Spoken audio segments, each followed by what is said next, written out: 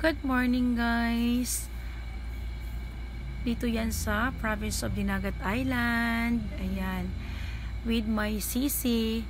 So nag-explore po kami ng aking sisi sa lugar dito.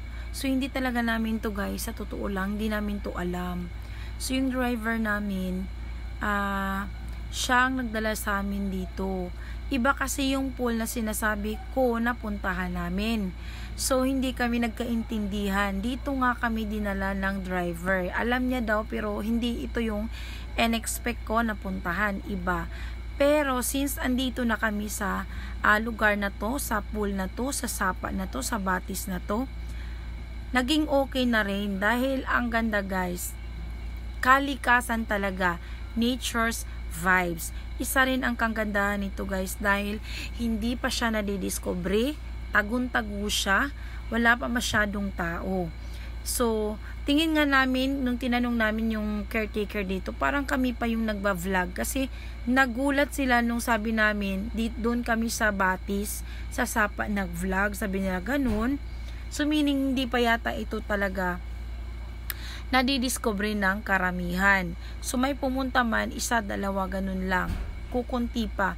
Kasi tagun-tagu siya, sa dalawa siyang pampang. Hindi talaga siya masyadong makita. Kasi nasa baba siya. Tapos bukid muna, pababa yung ano niya. Tapos yung highway mataas. So aakyat, bababa ka talaga. Since nandito na kami, nagulat naman din kami ng aking sisi habang naglalakad kami papunta doon sa baba. Parang burol type.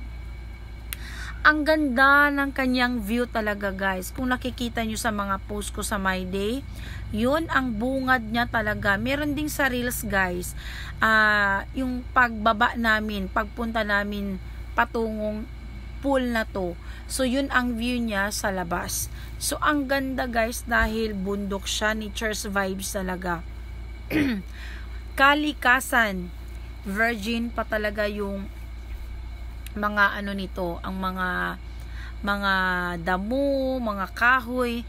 Talagang makikita mo doon yung mga kakaibang mga halaman na namumulaklak. So, meron ako minaydi doon guys. Yun ang mga tumutubong bulaklak. So, kita nyo naman siguro sa mga video ko. Ayan. So, talagang hindi pa siya masyadong nagagalaw or nadidiscovery.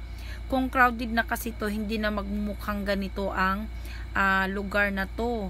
So, wala pa siyang mga basura-basura. Dahon lang talaga guys. Kasi kung maraming tao dyan, may mga wrappers na ng mga pagkain ng junk food, etc. So, wala. Mga dahon lang yung makikita mo. Tapos, ang linis pa ng mga bato, lumot-lumot pa talaga. So, meaning, virgin pa talaga siya. Hindi pa siya nadidiscovery ng karamihan. So, thanks to the driver na dinala kami dito sa province of Dinagat Island. Pero hindi nyo guys, kung alam nyo lang,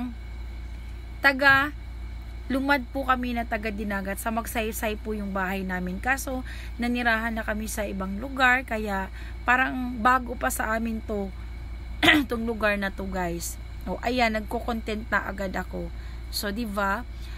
So, sa lahat ng naghahanap ng gusto mapaliguan ng unlimited water, pumunta na kayo dito sa Theas Mountain Resort, dito sa Barangay Luna, Province of Dinagat Island. Mura lang po ang entrance, 20 pesos, at ang cottage, 100 up to 250 pesos.